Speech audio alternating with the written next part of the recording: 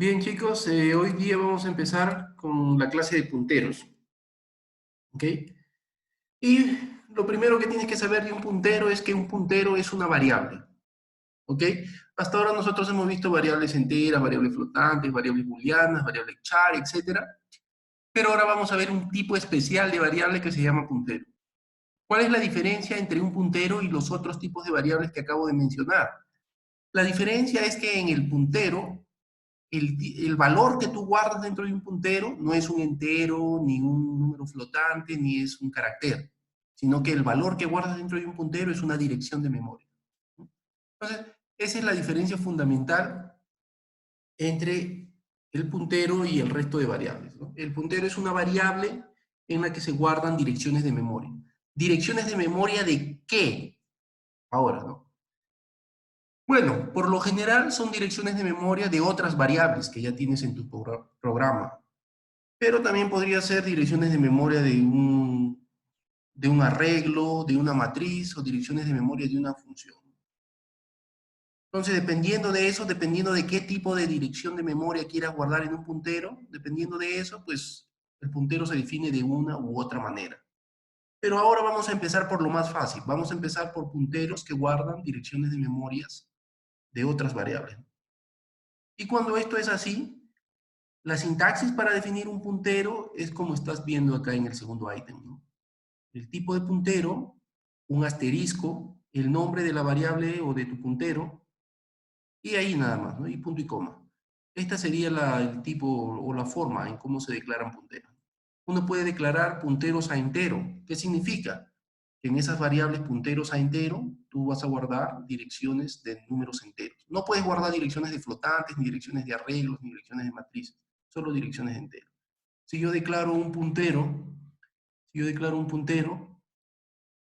a char, ¿no? Un puntero a char. Entonces, lo que yo puedo guardar dentro de ese puntero a char son pues, direcciones a caracteres. No puedo guardar otro tipo de dirección. Ahora bien, en el tercer ítem, tal como ya sabías, ¿no? Si tú tienes una variable que se llama así, myVar, y tú quieres de alguna manera decirle a la computadora o especificar la dirección de esa variable, lo único que haces es anteponer el carácter especial ampersand al nombre de la variable. Pero bien, vamos a seguir con algo muy interesante, la representación de memoria. Mira aquí abajo de la diapositiva tienes un pequeño programa de 4 líneas nada más. Es un programa básico, trivial. En las dos primeras líneas yo estoy definiendo y al mismo tiempo asignando valor a dos variables, una variable entera y una variable char. Y en las últimas dos líneas yo estoy definiendo, mira la sintaxis, dos punteros. En la tercera línea estoy definiendo PI. ¿PI qué es? Es una variable. Pero como se tiene un asterisco delante, esta variable es una variable especial, es una variable que se llama puntero. Entonces, PI, así tal como está definida, es un puntero a entero, así se lee. PI es un puntero a entero. ¿Qué significa? Que dentro de PI yo no voy a poder guardar números ni cadenas de texto, nada. Dentro de PI que tengo que guardar la dirección de alguna variable entera. PI es un puntero entero y por lo tanto solo puede guardar la dirección de alguna variable entera. Aquí en la cuarta línea, PC, tal como está definido, PC es un puntero a carácter o puntero a char. ¿Qué significa eso? Que la variable PC solamente puede guardar direcciones de variables de tipo char. Y de hecho esos son los valores que estoy asignando. La dirección de un puntero myInt y aquí abajo la dirección de un carácter myChar. Bien, pero voy a ejecutar este programa. Voy a ejecutar este programa línea por línea, ¿no? ¿Qué es lo que estás viendo arriba? Si lo de abajo es el código del programa, lo que estás viendo arriba es una representación abstracta de la memoria. ¿Ok? La memoria, puedes imaginarlo así, la memoria del computador. Como un conjunto de celdas. En cada una de estas celdas, tú puedes guardar un byte de información, u 8 bits. ¿Cómo es que los guardas? Es irrelevante para el nivel de abstracción con que vamos a trabajar. La cosa es que en cada una de estas celdas tú puedes guardar 8 bits o un byte de información. Al mismo tiempo, cada una de estas celdas tiene una dirección, que yo les he puesto aquí arriba, cualquier dirección. Dos celdas adyacentes tienen direcciones adyacentes de memoria. ¿Ok? Entonces, bien, habiendo hecho esas especificaciones, voy a ejecutar el programa y ejecuto primero la primera línea. ¿Qué es lo que va a pasar dentro de la memoria de la computadora? Cuando ejecuto la primera línea, obviamente, la computadora va a reservar 4 bytes para almacenar el número 15. Obviamente el número 15 se va a almacenar codificado. Esta codificación es la codificación que hemos visto en vídeos pasados. En vídeos pasados hemos visto cómo se representa internamente un entero asignado, en particular el 15. Y esta es la representación. En 4 bytes se almacena, porque los enteros se almacenan en ese espacio. Bien, ahí no hay nada de sorprendente. ¿Qué pasa cuando yo ejecuto la segunda línea? Cuando yo ejecuto la segunda línea, lo que ocurre es que el carácter A, o el código ASCII del carácter A, mejor dicho, se guarda, ¿no?, en un carácter. El código ASCII del carácter A minúsculo es 97, me parece. Entonces el 97 en binario se escribe así, y se guarda dentro de un byte. Y ese byte no necesariamente está adyacente a myInt, ¿no? Es en realidad un byte cualquiera, un byte libre que no esté siendo usado por la computadora. Ahora bien, la cosa viene con la tercera línea. Es importante que tengas esto bien en claro. ¿Qué va a ocurrir dentro de la memoria de la computadora cuando se ejecute la tercera línea? Es decir, cuando yo defina la variable PI o el puntero PI y le asigne la dirección de myInt, ¿no? Obviamente, como PI es también una variable, los punteros también son variables, se tiene que guardar en cierto espacio de memoria, ¿no? Y el valor que vaya dentro de ese espacio de memoria tiene que ser, pues, la dirección de myInt. Entonces aquí nace una primera pregunta. La primera pregunta es, ok, ¿cuál es la dirección de myInt? Porque si tú ves ahorita, myInteger o myInt es una variable que ocupa 4 bytes y cada byte tiene una dirección de memoria. Entonces, cuando yo digo la dirección de myInt, guárdala dentro del puntero PI, ¿qué cosa es lo que realmente voy a guardar dentro del puntero PI? ¿Todas estas 4 direcciones? La respuesta es no. Lo que vas a guardar es solamente la dirección del primer byte, del byte que tiene el bit más significativo, en este caso esta dirección FFA6. Entonces, si yo ejecuto la tercera línea, este byte, el byte más significativo, el primer byte de myInteger, FFA6, eso es lo que se guarda dentro de la variable pi.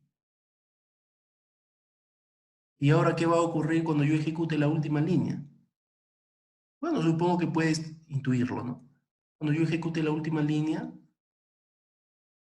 lo que va a ocurrir es que la computadora también va a buscar espacio libre para guardar la variable PC o el puntero PC. ¿Y cuál va a ser el valor del puntero PC? ¿Qué va a contener? La dirección de la variable mychar. Y según este gráfico, la dirección de mychar es FFA0. Entonces, ese es el valor. Entonces, quiero que este gráfico te quede bien claro, porque en este gráfico se muestra cuál es la relación entre las variables y los punteros que apuntan a esas variables. Aquí tengo dos variables, myInt y mychar, y el puntero PI que apunta a myInt y el puntero PC que apunta a mychar. Entonces, es importante distinguir cada una de estas cosas, ¿no? La diferencia entre lo que es una variable y lo que es el puntero o la dirección de una variable. Bien, ¿qué cosa más? Hay algo importante que se puede deducir de este gráfico, ¿ok? Este gráfico no es preciso, ¿ok? No es preciso, ¿por qué? Porque aquí las direcciones de memoria que yo he puesto, para simplicidad, para que el gráfico no salga muy complicado, las direcciones de memoria que yo he puesto arbitrariamente, FFA0, FFA1, solo tienen 2 bytes, ¿ok? Pero en realidad las direcciones de memoria de tu computadora son mucho más grandes. Sin embargo, a pesar de esta imprecisión que he cometido a propósito para que el gráfico se vea más claro, hay algo que se puede intuir. Hay algo que ya se puede intuir con respecto a los punteros. ¿Qué cosa es? Que el tamaño de los punteros, es decir, el número de bytes que ocupa un puntero, va a ser siempre el mismo, independientemente si el puntero está guardando la dirección de un char, si el puntero está guardando la dirección de un integer, si el puntero está guardando la dirección de un long down. Eso es algo que ya se puede intuir de este gráfico, ¿cierto? Porque en este gráfico los dos punteros PI y PC ocupan 2 bytes. Porque según este gráfico mismo, pues las direcciones de memoria son de 2 bytes. Entonces los punteros guardan direcciones de memoria y por lo tanto todos los punteros tienen el mismo tamaño. Esa es una de las cosas que se puede intuir. Y de hecho, eso es algo que podemos ver. ¿Cuánto es el tamaño de un puntero? En compiladores antiguos, uno podía especificar punteros de distintos tamaños, pero actualmente el tamaño de un puntero depende de la arquitectura de tu computadora. Normalmente tu computadora tiene arquitectura 64 bits o 32 bits. Ok, dependiendo de eso, depende del tamaño de un puntero. ¿Qué significa que la arquitectura de tu computadora es 64 bits? Eso significa que las direcciones de memoria de tu computadora tienen 64 bits, o sea, 8 bytes. Entonces, si en una arquitectura de 64 bits tú quieres guardar una dirección de memoria, tienes que guardar 64 bits o 8 bytes, y ese será el tamaño de tu puntero. Por el contrario, si tu computadora es de 32 bits, significa que las direcciones de memoria de esa computadora ocupan 32 bits o 4 bytes. Y por lo tanto, si tú quieres guardar en una variable una dirección de memoria, pues se tendrá que guardar en 4 bytes. Eso lo podemos verificar acá. Si es que tenemos un programa, vamos aquí a hacer un programita simple. Y aquí, por ejemplo, yo puedo definir, voy a definir un puntero 1, que es un puntero entero. ¿Ok? Y aquí voy a definir un puntero 2, que sea un puntero a carácter. Así, ¿no? Y voy a imprimir el tamaño de cada uno de estos puntos. 92N, así, ¿no? Voy a imprimir el tamaño, size of, recuerda, de puntero 1, y luego voy a imprimir el tamaño de puntero 2, ¿no? Y te darás cuenta que a pesar de que una variable entera y una variable char tienen distintos tamaños, los punteros a entero y a char sí tienen el tamaño igual, ¿no? Aquí ejecuto y efectivamente mi computadora es una computadora de 64 bits y por lo tanto las direcciones de memoria siempre ocupan 8 bytes. Independientemente de si es la dirección de memoria donde está almacenado un entero o si es la dirección de memoria donde está almacenado un char o es la dirección de memoria donde está almacenada una matriz de 1000 por 1000, igual, toda dirección de memoria ocupa 8 bytes. Y por lo tanto el tamaño de un puntero en una arquitectura de 64 bits siempre será 8. Si tú quieres y eres un poco escéptico, podrías acá, por ejemplo, ¿no? Ver, por ejemplo, el tamaño de aquí. Quiero ver el tamaño de una variable, digamos, un puntero a short, ¿no? Quiero el tamaño de un puntero a long.